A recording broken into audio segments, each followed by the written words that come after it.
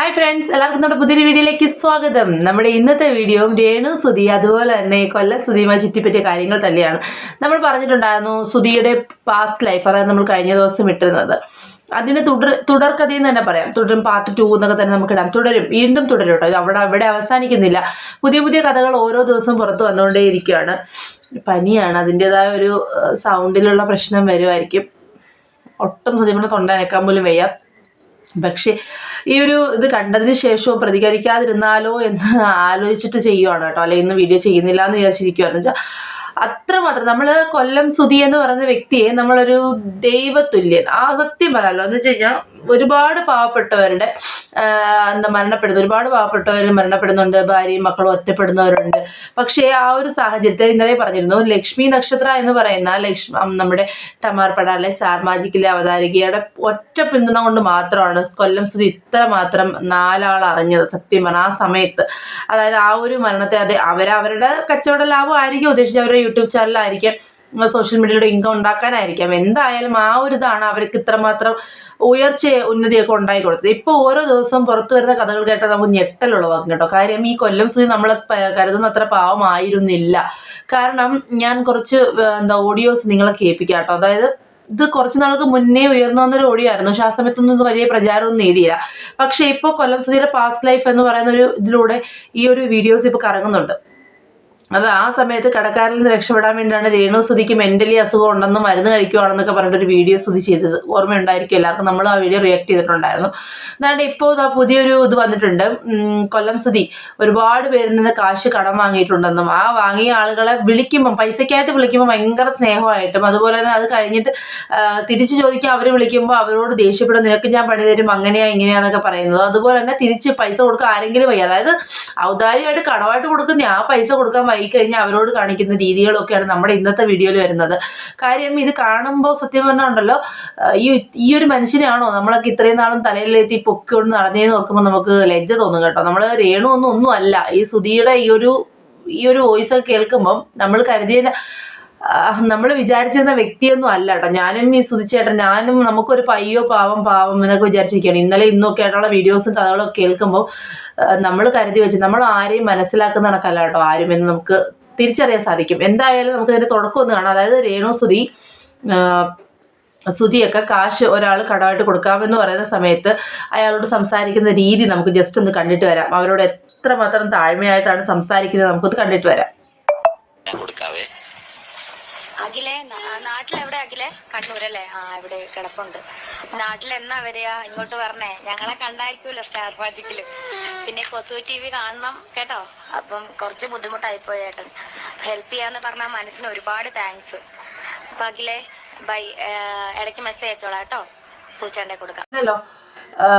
വളരെ ഇതായിട്ടാണ് സംസാരിക്കുന്നത്. അഖിലാണോ എൻ്റെ ഭാര്യയ്ക്ക് അനിനോടൊന്നും സംസാരിക്കണമെന്നുണ്ട്, അഖിലിനോട് സംസാരിക്കണം. ആ അഖിലാണോ? എവിടെയാണ്? ആ കണ്ണൂരാണല്ലേ എൻ്റെ ചേട്ടൻ ഇത്രയും പൈസയ്ക്ക് ബുദ്ധിമുട്ടുള്ളത് കൊണ്ടാണ് സഹായിക്കുന്നത്. ഒരുപാട് സന്തോഷമുണ്ട്. നാട്ടിൽ വരുമ്പോൾ ഞങ്ങളെ കാണാൻ വരണോട്ടോ. ഞങ്ങളെ കണ്ടിട്ടുണ്ടല്ലോ സ്റ്റാർ മാജിക്ക്. എൻ്റെ പൊന്നി, എന്തോരു സ്നേഹം. ഇവരുടെ തന്നെ മറ്റൊരു വോയിസ് നമുക്കത് കേൾക്കാം. എന്നെപ്പോലെ ഒരു സെലിബ്രിറ്റിയെ താനൊരു 4 ദിവസമായിട്ടിട്ട് പറ്റിക്കുകയാണെന്ന് തന്നെ ചേട്ടൻ പറയുള്ളൂ.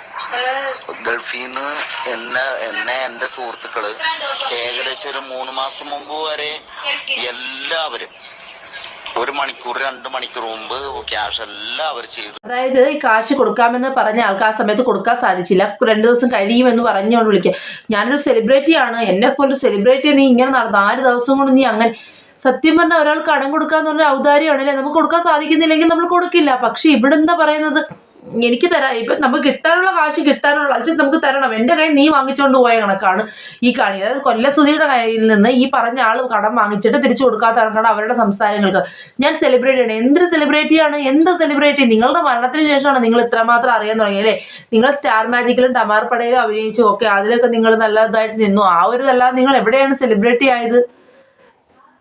എന്തായാലും സത്യം പറഞ്ഞുണ്ടല്ലോ, ഇത് ഭയങ്കര രസമാണ്. തീർന്നിട്ടില്ല. ഇത് വീണ്ടും കേൾക്കുമ്പോൾ മരിച്ച ഒരാളെ നമ്മളിങ്ങനെ ക്രൂശിക്കുന്നത് ശരിയാണോ എന്ന് എനിക്കറിയില്ല. പക്ഷെ ഇത് കേൾക്കുമ്പോൾ നമുക്ക് ആ ഉണ്ടായിരുന്നൊരു മതിപ്പ് ഇവിടെ നഷ്ടപ്പെടുകയാണ്. എന്തായാലും ബാക്കി കൂടെ വോയിസ് നിങ്ങൾക്ക് കേൾക്കണം. നിങ്ങൾ അതായത് ഈ ക്യാഷ് വാങ്ങിച്ചതിന് ശേഷം തിരിച്ചു 14 രൂപയല്ലേ എന്നൊക്കെ ചോദിക്കുന്ന രേണുവിന്റെ വോയിസ് ഒക്കെ ഉണ്ട്. നമുക്കൊന്ന് കേൾക്കാം. ഇത് മറ്റൊന്നല്ല ആണോ ഇങ്ങനെ പറ്റിക്കലാണോ എന്ന് അറിയാൻ വേണ്ടിയിട്ട് ഒരു തെളിവെടുപ്പ് നടത്തിയതാണ്. അപ്പൊ അതിൽ അവസാന പോർഷനിൽ വൈഫ് വന്ന് സംസാരിക്കുന്ന ഒരു പോർഷൻ ഉണ്ട്, അതാണ് കേൾക്കേണ്ടത്. നല്ല വിഷമമുണ്ട്. അഖിലേ, ഞാൻ അംജിത്താണോ? ഇതാരാ? കേട്ടല്ലോ, ഇവരാരും അതായത് തീർന്നിട്ടില്ല, ഇനിയും ഉണ്ട് കേട്ടോ ഇവരുടെ പറയുന്ന വോയിസ്. അതിൽ 600-600ഓളം ഒരു ഗ്രൂപ്പുണ്ട്. ആ ഗ്രൂപ്പിൽ തന്നെ അവർ ഒരുപാട് വോയിസുകൾ ഇങ്ങനെ വന്നുകൊണ്ടേ ഇരിക്കുകയാണ്.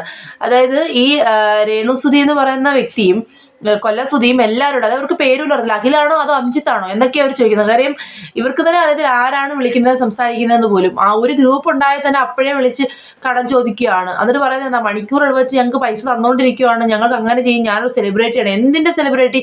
അതെല്ലാം കഴിഞ്ഞിട്ട് വേറൊരു വോയിസ് വരുന്നുണ്ട്. എന്തായാലും ഇതുവരെ വന്നിവിടെ കുറച്ച് വോയിസൂടെ കേൾക്കാം നമുക്ക്.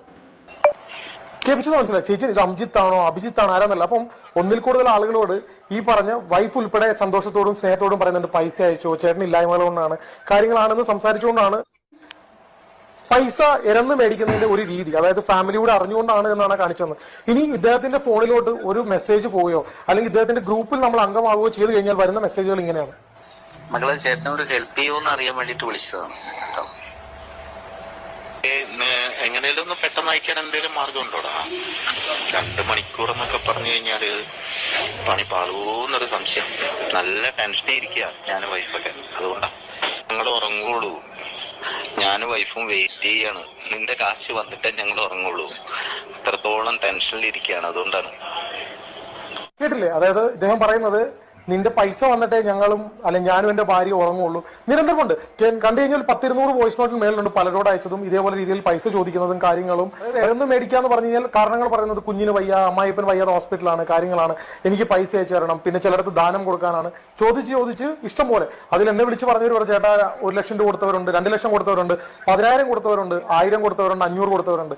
ഇതെല്ലാം ഇപ്പൊ തരാം, നാളെ തരാം, അല്ലെങ്കിൽ കഴിക്കാൻ ഭക്ഷണത്തിന് പൈസ ഇല്ല എന്ന് പറഞ്ഞുകൊണ്ടാണ് ഇദ്ദേഹം ചോദിച്ചു മേടിക്കുന്നത്. സുധി, അതൊക്കെ കുറച്ച് ഓവറാണ്. നിന്റെ വീട്ടിൽ കഞ്ഞി വെക്കാനില്ലാഞ്ഞിട്ടോ അല്ലെങ്കിൽ നിനക്ക് പട്ടിണിയായിട്ട് നീ മേടിച്ച എമൗണ്ട് വളരെ ചെറുതായിരുന്നെങ്കിൽ ഞാനൊന്നും വന്നതിന് നിന്നെ കുറ്റം.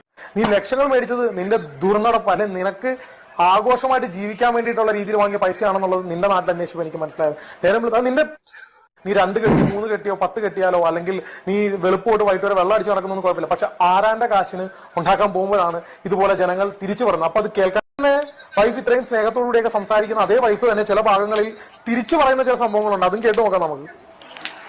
എടാ ഞാനൊരു കാര്യം പറയട്ടെ. അംജിത്ത, നീ എന്നാവർത്ത, നീ ആര? ഇപ്പൊ എന്റെ സുധിച്ചേട്ടൻ എന്നൊക്കെ പറഞ്ഞു നടക്കുന്ന രേണു പറയുന്ന വോയിസ് ഉണ്ട്. ഞാൻ പറഞ്ഞിട്ടാണോ നിങ്ങൾ കാശ് കൊടുത്തത്? സുധിച്ചേട്ടൻ സെലിബ്രിറ്റി ആയതുകൊണ്ടല്ലേ നിങ്ങൾ കാറും ഇതോ കൊടുത്തേന്ന്. സത്യം പറഞ്ഞാൽ ഒന്ന് ആലോചിച്ച് നോക്കെ. കുറച്ച് ദിവസങ്ങൾക്ക് മുമ്പ്, അതായത് ഈ പൈസ കിട്ടുന്ന സമയത്ത് രേണു വിളിച്ച് പറയുന്നത് ചേട്ടന് ബുദ്ധിമുട്ടുള്ളത് കൊണ്ടാണ് കേട്ടോ. ഈ രേണു പറയുന്ന ഈ വോയിസ് നിങ്ങളൊന്ന് കേൾക്കണം. അതായത് ഞാൻ പറഞ്ഞിട്ടാണോ ഇത് ചെയ്തതെന്ന് ചോദിക്കുന്ന ഒരു വോയിസ് ഉണ്ട്, അത് കേൾക്കണം. അത് കഴിഞ്ഞ് നമുക്ക് സംസാരിക്കാം. കാരണം കാശ് തിരിച്ചു ചോദിച്ചു പോയല്ലോ.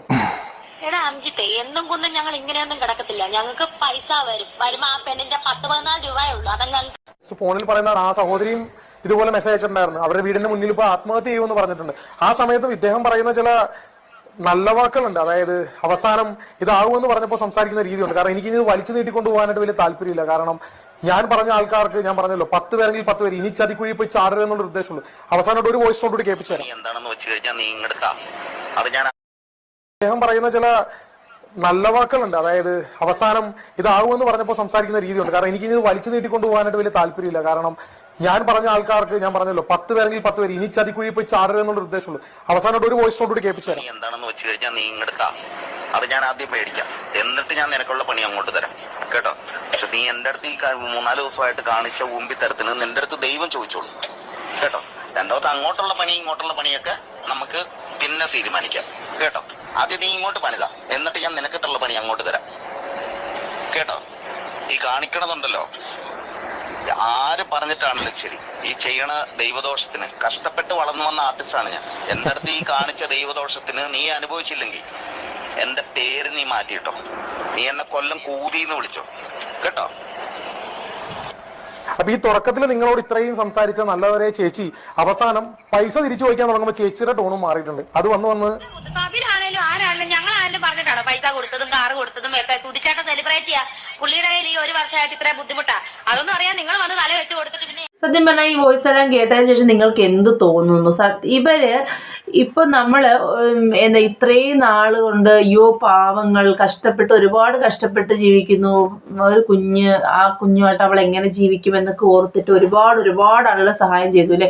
വീട് വെച്ച് കൊടുത്ത ഫിറോസ് ആയാലും അവരെ ഗ്രൂപ്പ് അംഗങ്ങളായാലും അതുപോലെ തന്നെ മതിൽ കെട്ടിക്കൊടുത്ത മറുനാട്, ഇവർക്ക് ഈ സമയത്ത് പൈസകൾ കൊടുത്ത ആളുകൾ, ലക്ഷ്മി നക്ഷത്ര, ഒരുപാട് ആളുകൾ ഇവർക്ക് ഒരുപാട് സഹായങ്ങൾ ചെയ്തു മരണത്തിന് ശേഷം മുമ്പും ഒക്കെ.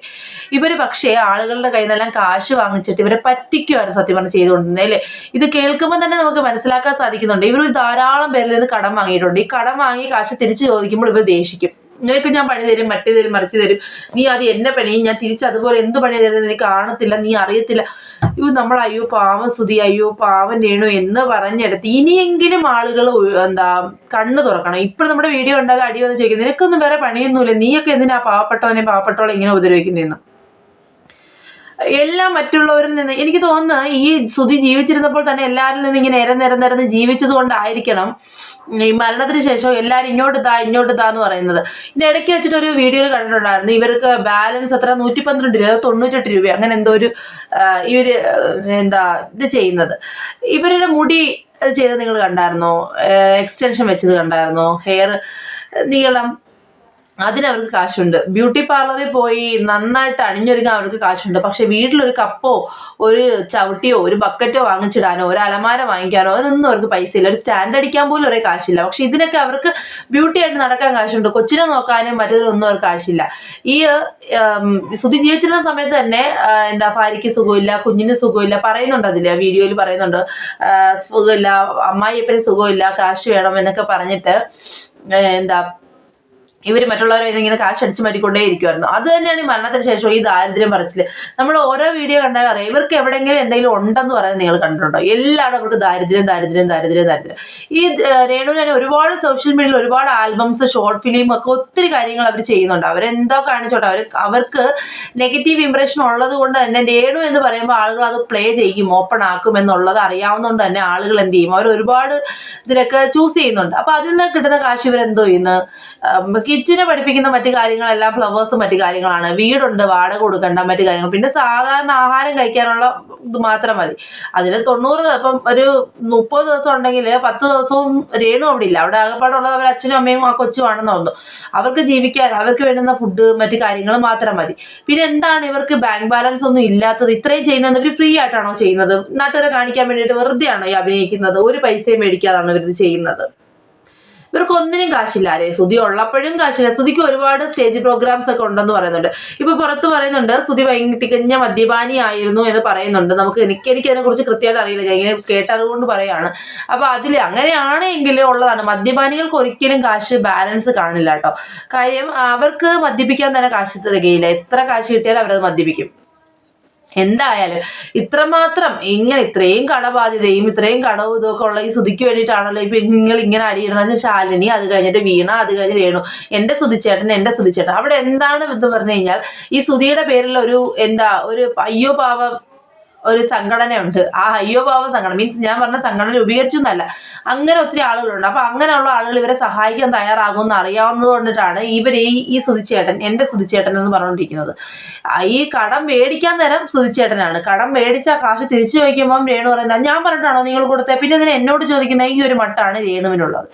എന്തായാലും തുടർ ദിവസങ്ങളിൽ ഇത് തുടർന്നുകൊണ്ടേയിരിക്കും കേട്ടോ. എന്തായാലും ഇതിന്റെ ലൂപ്പ് ഇങ്ങനെ വലിഞ്ഞുകൊണ്ടേ ഇരിക്കുകയാണ്. എന്തായാലും നമുക്ക് ഓരോ ദിവസവും പുതിയ കാര്യങ്ങൾ അറിയാൻ സാധിക്കും എന്ന പ്രതീക്ഷയോടുകൂടി ഈ വീഡിയോയുടെ അവസാനിക്കുകയാണ്. പുതിയൊരു വീഡിയോ കണ്ടത് എല്ലാവർക്കും tata bye bye, see U.